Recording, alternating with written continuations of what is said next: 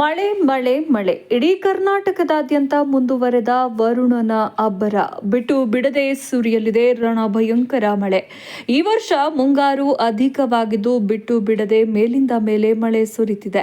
ಜೊತೆಗೆ ಗಾಳಿ ಕೂಡ ಪ್ರತಿ ಗಂಟೆಗೆ 50ರಿಂದ 70 ಕಿಲೋಮೀಟರ್ ವೇಗದಲ್ಲಿ ಗಾಳಿ ಮಳೆಯಿಂದ ಕೂಡಿರಲಿದ್ದು, ಹವಾಮಾನ ಇಲಾಖೆಯು 7 ಜಿಲ್ಲೆಗಳಿಗೆ ಯೆಲ್ಲೋ ಅಲರ್ಟ್ ಅನ್ನ ಘೋಷಣೆ ಮಾಡಲಾಗಿದ್ದು, 3 ಜಿಲ್ಲೆಗಳಿಗೆ ರೆಡ್ ಅಲರ್ಟ್ ಘೋಷಣೆ ಮಾಡಲಾಗಿದೆ. ಈಗಾಗಲೇ ರಾಜ್ಯದ ಎಲ್ಲಾ ಜಿಲ್ಲೆಯ ಎಲ್ಲಾ ರೈತರು ಬಿತ್ತನೆ ಕಾರ್ಯವನ್ನ ಮುಗಿದಿದ್ದು, ಬಿಟ್ಟು ಬಿಡದೆ ಸುರಿತಾ ಇರುವಂತಹ ಮಳೆಯಿಂದಾಗಿ ಜಮೀನುಗಳಲ್ಲಿ ನೀರು ಅಧಿಕವಾಗಿ ಅತಿವೃಷ್ಟಿ ಉಂಟಾಗಬಹುದಾದ ಸಾಧ್ಯತೆ ಕೂಡ ಇದೆ. ಹಾಗಾಗಿ ರೈತರು ಬಿತ್ತನೆ ಮಾಡಿರುವ ಬೆಳೆಗಳು ಮಳೆಯಿಂದ ಹಾನಿಗೊಳಗಾಗಬಹುದು.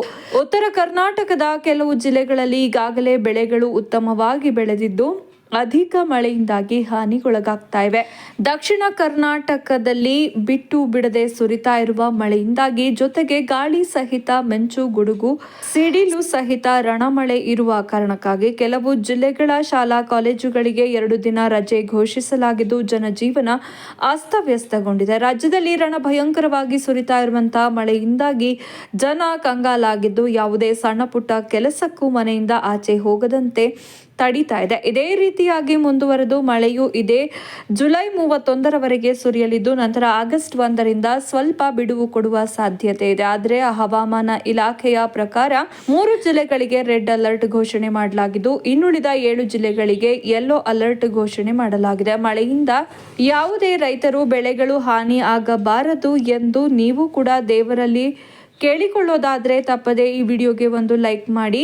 ಇಂದಿನಿಂದ ಕರಾವಳಿ ಜಿಲ್ಲೆಗಳಾದ ದಕ್ಷಿಣ ಕನ್ನಡ, ಉತ್ತರ ಕನ್ನಡ, ಉಡುಪಿ ಜಿಲ್ಲೆಗಳಲ್ಲಿ ಭಾರಿ ಮಳೆಯಾಗುವ ಸಾಧ್ಯತೆ ಇದ್ದು, ರೆಡ್ ಅಲರ್ಟ್ ಘೋಷಣೆ ಮಾಡಲಾಗಿದೆ. ರಾಜ್ಯದಲ್ಲಿ ಮಳೆಯ ಆರ್ಭಟ ಮುಂದುವರೆದಿದೆ. ಕರಾವಳಿ ಜಿಲ್ಲೆಗಳಲ್ಲಿ ಭಾರಿ ಮಳೆಯಾಗ್ತಾ ಇದ್ದು, ವರುಣನ ಆರ್ಭಟ ಮುಂದುವರಿಯಲಿದೆ ಎಂದು ಭಾರತೀಯ ಹವಾಮಾನ ಇಲಾಖೆ ಎಚ್ಚರಿಕೆ ನೀಡಿದೆ. ಮಾತ್ರವಲ್ಲ, 3 ಜಿಲ್ಲೆಗಳಿಗೆ ರೆಡ್ ಅಲರ್ಟ್ ಘೋಷಣೆ ಮಾಡಿದೆ. ಉತ್ತರ ಕನ್ನಡ, ಉಡುಪಿ, ದಕ್ಷಿಣ ಕನ್ನಡ ಅಂದ್ರೆ ಕರಾವಳಿಯ 3 ಜಿಲ್ಲೆಗಳಿಗೆ ರೆಡ್ ಅಲರ್ಟ್ ಘೋಷಣೆ ಮಾಡಿದೆ. ಶಿವಮೊಗ್ಗ, ಚಿಕ್ಕಮಗಳೂರು, ಹಾಸನ, ಕೊಡಗು ಜಿಲ್ಲೆಗಳಿಗೆ ಆರೆಂಜ್ ಅಲರ್ಟ್ ಘೋಷಿಸಿದೆ. ಬೆಂಗಳೂರು ಸೇರಿದಂತೆ ಉಳಿದ 24 ಜಿಲ್ಲೆಗಳಿಗೆ ಯೆಲ್ಲೋ ಅಲರ್ಟ್ ನೀಡಿರುವ ಹವಾಮಾನ ಇಲಾಖೆ ಭಾರೀ ಮಳೆಯಿಂದಾಗಿ ಮುನ್ನೆಚ್ಚರಿಕೆ ವಹಿಸುವಂತೆ ಸೂಚಿಸಿದೆ.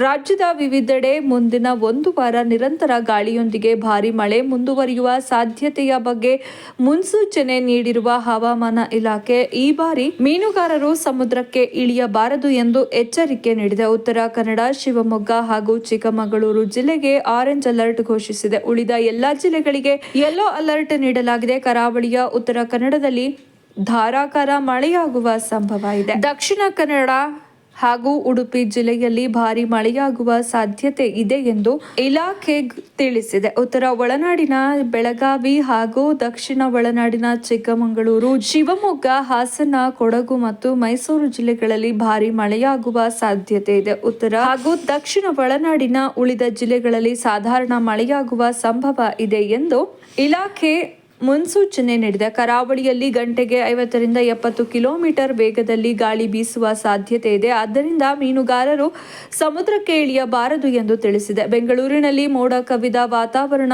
ಇರಲಿದ್ದು, ಗಂಟೆಗೆ 40ರಿಂದ 5 ಕಿಲೋಮೀಟರ್ ಗಾಳಿಯೊಂದಿಗೆ ಸಾಧಾರಣ ಮಳೆಯಾಗುವ ಸಂಭವ ಇದೆ. ಆಗಸ್ಟ್ 2ರವರೆಗೂ ರಾಜ್ಯದ ವಿವಿಧೆಡೆ ಭಾರೀ ಮಳೆಯ ಮುಂದುವರಿಯುವ ಸಾಧ್ಯತೆ ಇದೆ ಎಂದು ಹವಾಮಾನ ಇಲಾಖೆ ಮುನ್ಸೂಚನೆ ನೀಡಿದೆ. ನಿಮ್ಮ ಜಿಲ್ಲೆ ಯಾವುದು ಅಂತ ನಮಗೆ ಕಮೆಂಟ್ ಮಾಡಿ. ಹಾಗಾಗಿ ಈ ಮಾಹಿತಿ ಇಷ್ಟ ಆಗಿದ್ರೆ ಲೈಕ್ ಮಾಡಿ, ಶೇರ್ ಮಾಡಿ, ಕಮೆಂಟ್ ಮಾಡಿ, ಸಬ್ಸ್ಕ್ರೈಬ್ ಆಗೋದನ್ನು ಮಾತ್ರ ಮರಿಬೇಡಿ. Thank you for watching.